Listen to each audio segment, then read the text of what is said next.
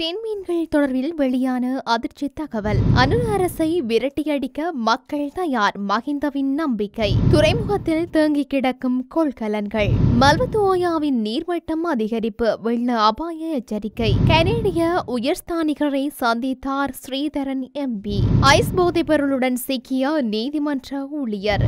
சஜித்துக்கு எச்சரிக்கை விடுக்கும் ஹிருணிகா. அரச நிறுவனம் ஒன்றில் வழங்கப்படும் உணவில் கரப்பான் பூச்சி, அதிர்ச்சியில் ஊழியர்கள்.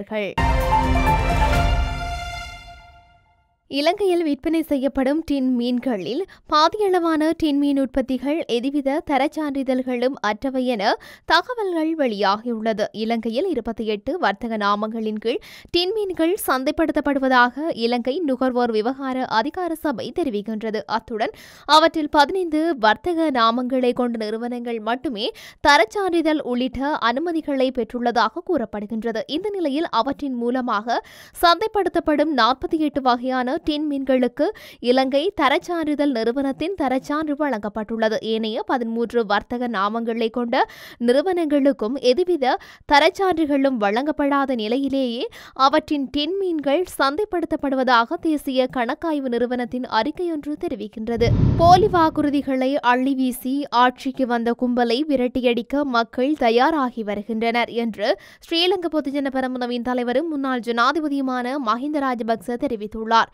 இனிவரும் தேர்தல்கள் எமக்கு வெற்றி வாய்ப்புகளையே பெற்றுத்தரும், நாம் மீண்டெழுவோம் என்று அவர் குறிப்பிட்டுள்ளார். இது தொடர்பில் ஊடகங்களிடம் அவர் மேலும் தெரிவிக்கையில், ஸ்ரீலங்கா பொதுஜன பெரமுன கட்சி வீழ்ந்துவிட்டது, இனி அந்த கட்சிக்கு மீள் எழுச்சி இல்லை என்று எவரும் தப்பு கணக்கு போடக்கூடாது. இறுதியாக நடைபெற்ற 2 தேர்தல்களும் எமக்கு தோல்விகளை தந்தாலும் நாம் அதனை படிக்கற்களாக மாற்றியுள்ளோம். இனிவரும் தேர்தல்கள் எமக்கு சாதகமாகவே அமையும். அதாவது அந்த தேர்தல்கள் எமக்கு வெற்றி வாய்ப்புகளையே பெற்றுத்தரும், நாம் மீண்டெழுவோம். தேர்தலின் போது போலி வாக்குறுதிகளை அள்ளி வீசி ஆட்சிக்கு வந்த கும்பலை விரட்டியடிக்க மக்கள் தயாராகி வருகின்றனர் என குறிப்பிட்டுள்ளார். வெளிநாடுகளில் இருந்து பொருட்களை இறக்குமதி செய்வோரின் கவனக்குறைவு காரணமாக துறைமுகத்தில் ஏராளமான கொள்கலன்கள் தேங்கி கிடப்பதாக தெரிய வந்துள்ளது. துறைமுகத்தில் தேங்கி கிடக்கும் கொள்கலன்களை துரித கதியில் விடுவிப்பதற்கான செயல்பாடுகளை இலங்கை சுங்க திணைக்களம் நேற்று முன்தினம் தொடக்கம் ஆரம்பித்துள்ளது.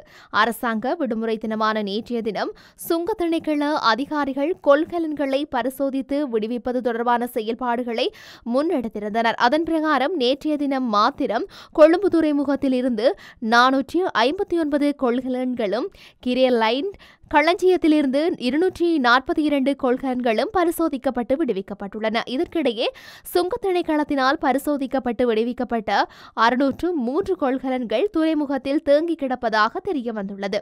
இறக்குமதியாளர்களோ அவர்களின் முகவர்களோ இதுவரை அவற்றை துறைமுகத்திலிருந்து எடுத்துச் செல்வதற்கான ஏற்பாடுகள் மேற்கொள்ளப்படாத நிலையில் துறைமுகத்தின் களஞ்சிய வசதியில் பெருமளவு இடத்தை பிடித்துக் கொண்டு குறித்த கொள்கலன்கள் தேங்கி கிடப்பதாக சுட்டிக்காட்டப்பட்டுள்ளது.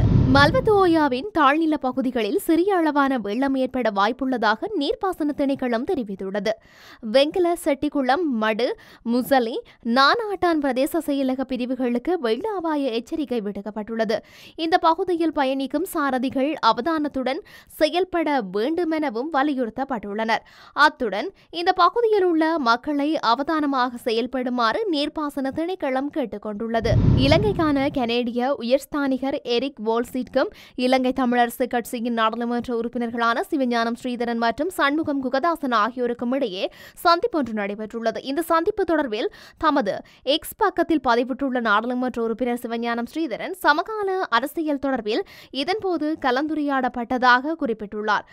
அத்துடன் அண்மையில் கனடாவுக்கு தாம் மேற்கொண்ட விஜயம் தொடர்பிலும் இலங்கைக்கான கனேடிய உயர்ஸ்தானிகருடன் கலந்துரையாடியுள்ளதாக நாடாளுமன்ற உறுப்பினர் சிவஞானம் ஸ்ரீதரன் தெரிவித்துள்ளார். அதே நேரம் இலங்கை தமிழரசு கட்சியின் நாடாளுமன்ற குழுவினருக்கும் கனேடிய உயர்ஸ்தானிகருக்கும் இடையிலான சந்திப்பொன்றை ஏற்பாடு செய்யுமாறு கோரிக்கை விடுத்துள்ளதாகவும் நாடாளுமன்ற உறுப்பினர் சிவஞானம் ஸ்ரீதரன் தமது எக்ஸ் பதிவில் தெரிவித்திருக்கின்றார்.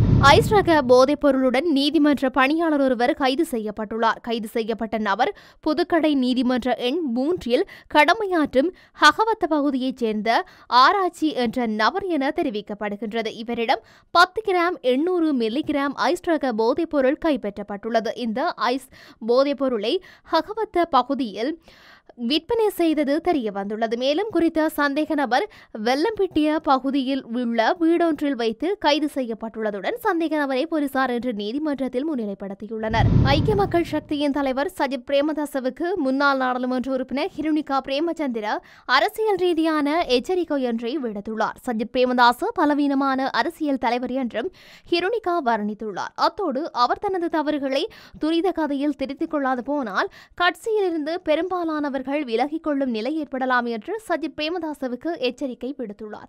ஐக்கிய மக்கள் சக்தியில் இருந்து அதிருப்தியுற்று விலகும் பலரும் அடுத்த கட்டமாக ஐக்கிய தேசிய கட்சியில் இணைந்து கொள்ளும் சாத்தியம் இருப்பதாகவும் அவர் சுட்டிக்காட்டியுள்ளார். எனினும் தான் எந்தவொரு கட்டத்திலும் ஐக்கிய தேசிய கட்சியில் இணைந்து கொள்ளப் போவதில்லை என்றும் ஹிருணிகா பிரேமச்சந்திர தொடர்ந்தும் குறிப்பிட்டுள்ளார். கொழும்பு துறைமுக சிற்றுண்டி சாலையில் கொள்வனவு செய்யப்பட்ட உணவில் கரப்பான் பூச்சி இருந்ததாக குற்றம் சுமத்தப்பட்டுள்ளது. கடந்த 12ஆம் தேதி கிழக்கு கொள்கலன் முனையத்தின் ஊழியர்கள் சமையலறையில் இருந்து பெறப்பட்ட உணவு பொட்டலத்தில் கரப்பான் பூச்சி உள்ளமை கண்டுபிடிக்கப்பட்டுள்ளன.